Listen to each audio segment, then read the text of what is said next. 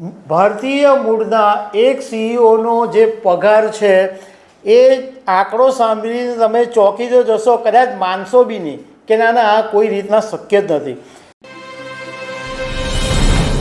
નમસ્કાર.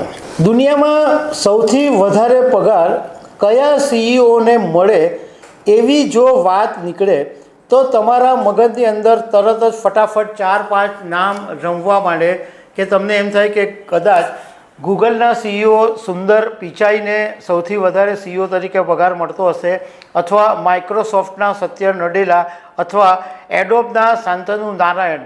આવા 4-5 નામો કદાચ તમારી સામે આવી જાય, પરંતુ તમને જાણીને નવાઈ લાગશે કે આ બધાને પણ પાછળ પાડીને ભારતીય મૂળના એક સીઈઓનો જે પગાર છે એ આંકડો સાંભળીને તમે ચોંકી તો જશો, કદાચ માનશો બી નહીં કે ના ના આ કોઈ રીતના શક્ય જ નથી.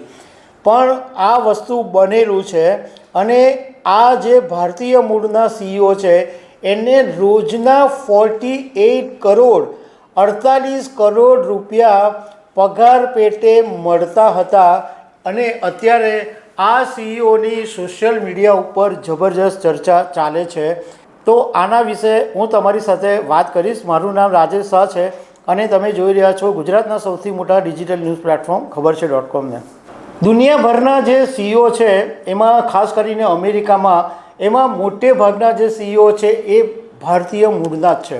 હવે સીઈઓના પગારની વાત આવે તો સ્વાભાવિક રીતના ગૂગલના સુંદર પિચાઈ કે સત્ય નડેલા કે શાંતનુ નારાયણનું નામ આવે કે એમને સૌથી વધારે સીઈઓ તરીકે પગાર મળતો હશે. પરંતુ ભારતીય મૂળના જગદીપસિંહ નામના એક વ્યક્તિ છે કે જે ક્વોન્ટમ સ્કેપના સીઈઓ હતા.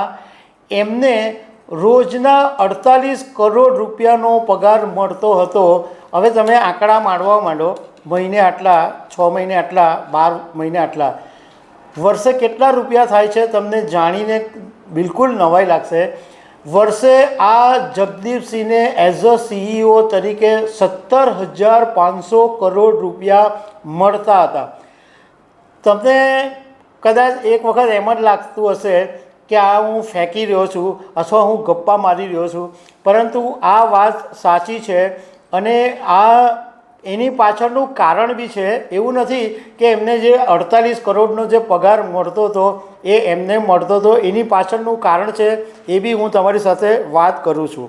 હવે આ જે ક્વોન્ટમ સ્કેપ કંપની છે એ મૂળ કેલિફોર્નિયાની છે, પરંતુ જગદીપસિંહ જે છે એ મૂળ ભારતના છે.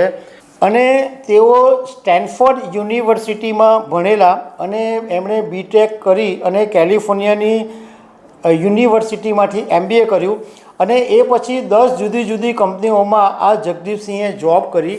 અને એ પછી એમણે 2010ની અંદર ક્વોન્ટમ સ્કેપ નામની કંપનીની સ્થાપના કરી, જે કંપનીનું કામ છે રિચાર્જેબલ લિથિયમ મેટલ બેટરી બનાવવાનું. આ કામ જગદીપસિંહ કરતા હતા. અત્યારે જગદીપસિંહ નિવૃત્ત થઈ ગયા છે. એમને અત્યારે પગાર નથી મળતો, પરંતુ જ્યારે હતા ત્યારે એમને દરરોજના 48 કરોડ રૂપિયાનો પગાર મળતો હતો.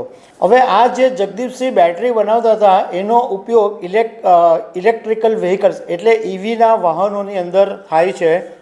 અને એમની કંપનીની અંદર બિલ ગેટ્સ અને ફોક્સવેગન જેવી કંપનીઓના પણ રોકાણ છે.